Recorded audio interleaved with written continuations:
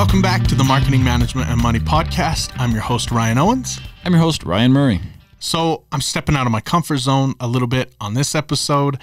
We're talking about the isolation of success and how entrepreneurs seem to enter this realm when they become highly successful of it's a little bit their own space. They become unrelatable to people who aren't that successful and what that looks like for us. And yeah. Yeah.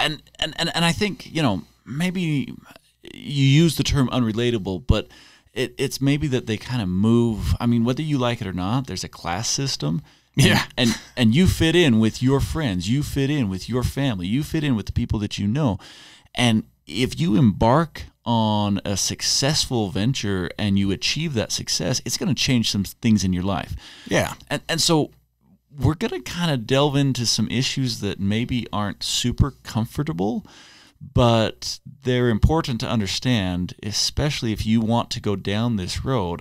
I've had a lot of businesses that they started out, picturing that everything was going to be beautiful and wonderful, and when they got to the realities, it wasn't what they wanted. Like they weren't prepared for this. Yeah, so I think that's a great place to start here. So you've literally worked with hundreds of businesses, from brand new startups, entrepreneurs with an idea, and all the way up to multi-million-dollar companies.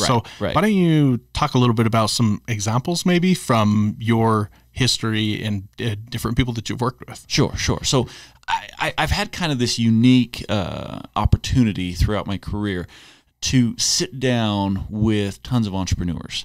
And when I first started out, brand new, I kind of had these preconceived notions, these things that I expected that people would come and say. And one of the common preconceived notions is that people start businesses because they want to make money. Yeah. And that's not really the case. In fact, the majority of the time, that is not one of the top drivers for someone to embark in entrepreneurship. I will see people time and time again quit a high-paying job to start a business that makes less money because there's something more to it. There's like this freedom or this level of achievement or something like that. Yeah, there's a perceived value there that trumps any dollar figure. Yeah. So the first thing that I really want to kind of just put out on the table is that most people are not doing it for the money. Now, that doesn't mean that you can't always do it for free. Yeah. And we'll discuss that when we get into some of the finance, some of the money topics that we're going to be covering in the show. But just knowing that there's some break even that needs to happen to make it work and to make it thrive into the future long term. But that's not the key driver. I'd like to share, I had a really interesting experience happen early on in my career. So I was sitting down in my office and I did business consulting, and I had this lady that came in and she wanted to start a business. And honestly, I was kind of new into this. I at this point I'd probably worked with a handful, maybe a dozen, 20 businesses, something like that. So it's that point where you start getting a little cocky. You're like, oh, I've done this before. Yeah. When in reality, where's my cape? Somebody give me a cape. Yeah. So I'm sitting down and I'm just asking her some basic questions. She wants to do a startup. And I'm asking her just the typical questions, nothing too fancy, like what's your business idea, who's your market, blah, blah, blah, blah, blah. And as we get going, she breaks down in tears. Really? Just sobbing. And I'm sitting here kind of like, did I do something? Did I say, like what just happened there? Yeah. And this went on for a bit of time. I'm sure it probably was like, 10 seconds, but it felt like 3 minutes. Yeah, a little bit uncomfortable. So she finally comes up, wipes her eyes, and she proceeds to tell me that she is so upset with her father because he never thought that she would ever be successful. Wow. And the only reason she wanted to start a business was to prove him wrong. Man. And I'm sitting here thinking to myself, I don't have a therapist license. I don't know how to be, but it was it was an enlightening moment for me to realize that people define success differently, and what they're after is very different. So, in the case of this young woman, she was after proving something to her father because of the way that, he had treated her. Yeah, her adventure was driven by something completely different than money. Right. So that leads into this whole issue of, okay, if we're not driven by money at our core, what are we driven by? And what are we willing to sacrifice, or what are we willing to give up to get where we think we want to go? Right. And so we've had this conversation a little bit where, and this is more my background, my background in psychology, where we talk about different personality types, and you kind of see that same concept applied to entrepreneurs. And so one of the things you mentioned was there's a study by Inc. magazine where they come out with these different entrepreneurial or personality types, and essentially what the best one is, or what the best characteristics are for being an entrepreneur. Yeah. And so Inc. magazine, they wanted to look at the top sales growth for entrepreneurs. Oh yeah, that's right. And they're kind of using this as a way to say, hey, this is what drives sales, or what drives success via sales. And and I'm deviating from the publication that they had done, but it's so hard to pinpoint what success really is. And so, well, yeah, because it's something different for everybody, right? Right. It's not necessarily just, hey, I got great sales, so I'm super successful. Right. So for them, they picked sales, and they're just like, Sure. okay. And they were looking for the ultra successful. And so they did. They broke it down into those three types, the achiever, the strategist, and the relationship. And they said, okay, of these three types, who is really going to be driving those sales the hardest? Yeah. And so, as we've talked about this, I am definitely not an achiever. That just sounds so bad when you say it. I know. I'm like whipping myself here, right?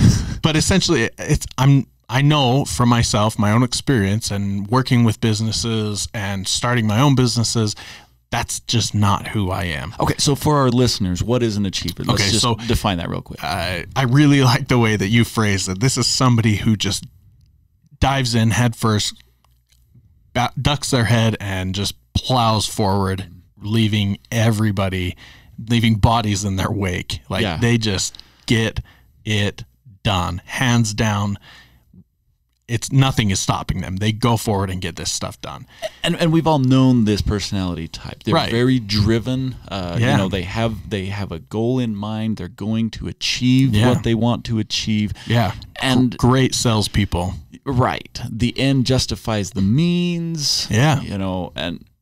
So that actually was the largest percentage of these, hyperachievers was, hyper sales was the achiever category. Yeah. So if you've left bodies in your wake, take courage. Like you're doing something right. You may have a whole slew of people that hate you, but it's okay. You're moving towards success. Yeah. It's good. It's good overall. Right. So then the next one are our group of strategists, and these are the people that play Risk for hours on end. The rest of the family will leave, and they're still sitting at the table figuring this stuff out. They have mastered chess, and they look at business the same way. They look at entrepreneurship the exact same way. So they understand what all of the components are that they have available to them, and how to best utilize them, how to best position them. I put this person here, and I have this longevity out of them, and then they're going to get burned out. And so I have this other person in place to be ready to move into that position. These are it just is summed up in what we call it. It's very strategic. Yeah. And I actually fall under this category. So when I get in and I have to make management decisions or business decisions, or I'm trying to figure out what I want to do, The achiever, they're going to just look at what they're trying to accomplish, and they're going to take the shortest path, and they're just going to plow through what's ever in their way to get there. The strategist is going to say, well, if I move this piece, is it going to affect this piece and this piece? And they kind of understand the whole domino effect that's going to be going on, or the chess player, whatever analogy you want to run with. And they tend to take up the second largest population group, so most of the high level on these sales, they're going to come in under that achiever category. Second group is going to come under in the strategist group. The smallest group is kind of an interesting group. It's the relationship builders, right? And this one really, so first off, I should point out that according to the study, they said that this is the fastest growing group, that you're seeing more people embrace this management style over the other two. The other thing is this tends to be more of a female characteristic. So let me clarify something. This is fastest growing in terms of this is the fastest growing personality type for entrepreneurs, not this is the fastest growing correct business. Yeah. More people are embracing this style. Right. So they see more and more people embrace the relationship style of management as opposed to like the achiever style of management. Right. And it's even funny. Sometimes you'll hear that the achiever style is a little bit old fashioned. There's like, oh yeah, he was pretty old fashioned the way he wanted to do business, and it's very stereotypical. But there's a little bit of truth to it. Is historically, achievers have been the ones who have been, making the successful businesses. Right. But now we're moving into this realm where there are a lot of successful businesses coming up through the ranks via relationships. Yeah. The social environment that we live in today, I'm sure, plays a big role into that. Yeah. So the last company that I worked for, there was a leader at the helm that brought the company up from entrepreneurship and was very much the relationship builder type. Very much wanted to keep the peace and just have everybody that was on board be successly and come along with them. Best. Yeah. Mm-hmm. And it worked well. I have an insane amount of respect for this person. And it worked. It worked in that instance, but it's not going to work for everybody. Right. And, and that's important that you say it's not going to work for everybody, is that you really need to be true to your own personality type. Right. There's not one that's good and one that's bad and, steer clear of this one or, gravitate toward this one. It's all of them work and all of them have pros and cons. And that's what I was just going to say. Every one of them has their strengths. Every one of them has their weaknesses. There's no perfect golden bullet here or silver bullet rather, that's going to just, take the whole entrepreneur game. So whether you're an achiever, a strategist, or a relationship builder, mainly, you have to, like you said, you have to be true to that. Mm-hmm. The other thing is, I don't think that, so as I've had these conversations, or as we're talking right now, I'm relating to a few of these categories, right? I'm not necessarily dialed into one specific. Where I'm definitely not the achiever, I am a strategist in a lot of ways, but I'm also a relationship builder in a lot of ways as well. And I find myself transitioning a little bit between the two, depending on the circumstances that I find myself in, or the situation that I find myself in. Sure. So I can very, very much be a strategist and look at the pieces of a business, or look at the employees of a business and say, this is how you should play these people. These are their strengths. These are their weaknesses. These are their limits. And this is what you should do.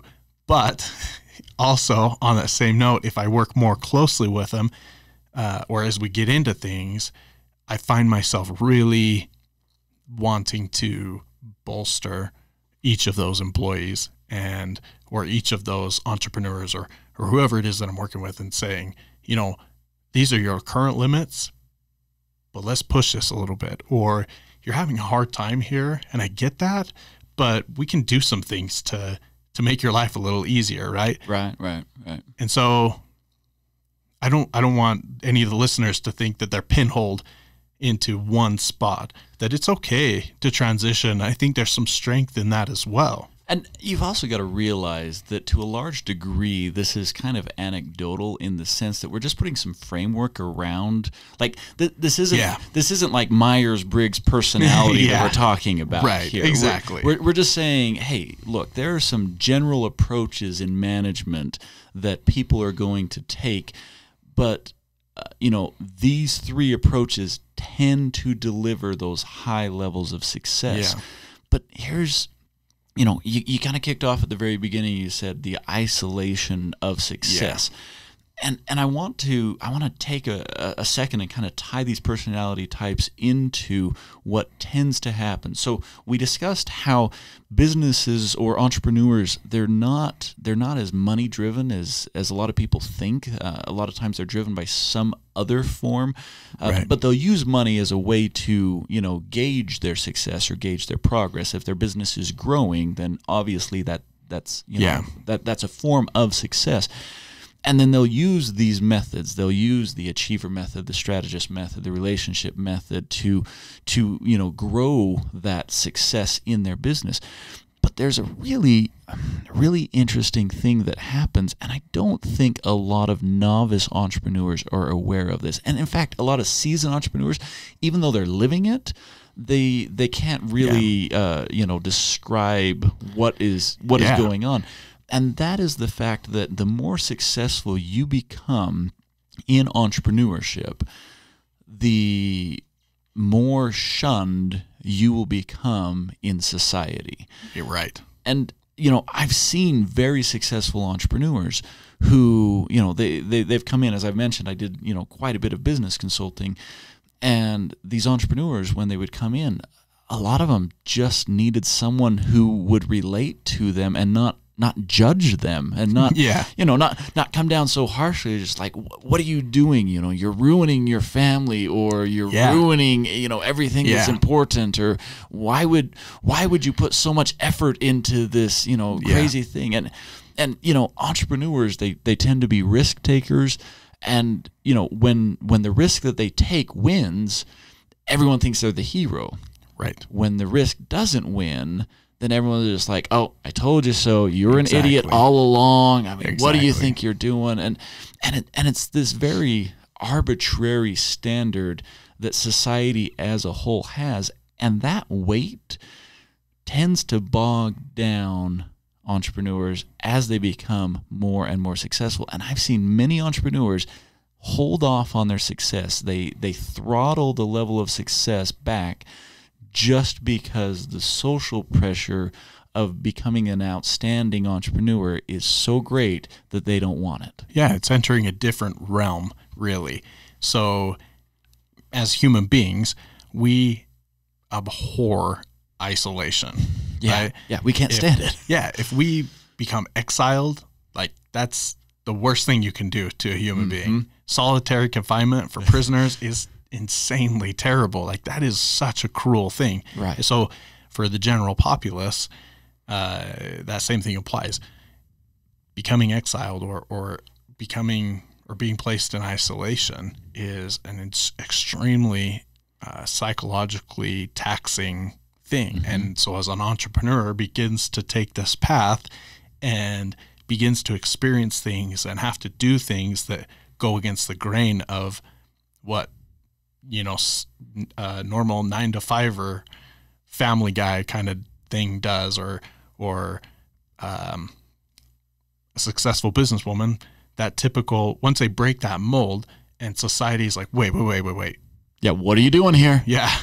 I was comfortable and now you're changing things. Yeah, society gets nervous a little bit as a whole, or the situations they find themselves in. It's like, we don't quite get that. And we're not quite okay with that. We fear, as human beings, we fear the things that we don't understand. Right. And that's really where this isolation occurs, is because people don't get it. It's not a bad thing, but people just don't get it. And so they push that off. And so these entrepreneurs that become successful get pushed off a little bit. They don't get that relatability that they had when they fit the mold. Exactly. And if you think about successful entrepreneurship, it comes from doing something different or doing something better or creating a solution to a problem that hasn't been solved before. So you're kind of pushing the envelope to begin with. And it's funny because right at first everyone's like, oh, we love it. And then as you keep going down, it's like, you're making me uncomfortable here. Yeah. And, it's very, very difficult to push against that as these entrepreneurs strive for higher and higher levels of success. Yeah. Just entering that realm, for the thought of entering that realm for a lot of people, it's like, oh, I'd love to be an entrepreneur. I'm going to do it. I've got this great idea. And there's this allure to being an entrepreneur, right? Mm-hmm. But there's also this fear, this chasm of abysmal darkness that really is like, I'm definitely not going to go there. Right. But the people that do dive into that, it's like you said, at first, it's like, wow, this is cool. I'm so stoked that, as people watch that happen, they're like, man, you're so cool. Like, that's awesome. But then, like you said, as they grow into that, then it is like, wait, you're insane. Yeah. That's not cool. And so that really, for people that do take that leap and start to dive into that and really become successful at it, I think an important thing to consider, and this is why we're having this conversation in the first place, is how bad do you want it? What lengths are you going to go to be able to secure those goals that you have? Mm-hmm. Not necessarily the monetary goals like we've talked about, but whatever it is that's driving you. How bad are you, or how hard are you going to chase those things? So I've got a challenge for our listeners out there. I want you to identify an entrepreneur who you consider is successful and go and ask them what their experience has been, what their journey has been, how they feel. It'll probably cost you lunch. If you take them out to lunch, offer to pay, you can get some expert advice for an hour. And right. just ask them about how they felt. Do they feel isolated? What's it really like being at the top? Yeah, and I think as our listeners do that, it's like taking another dive across that chasm of darkness. Right? It might be a little scary, but I think once they do it and they realize that the people that they're talking to, it's somebody that they can relate to on that level, it's a connection, and you'll probably get some great advice.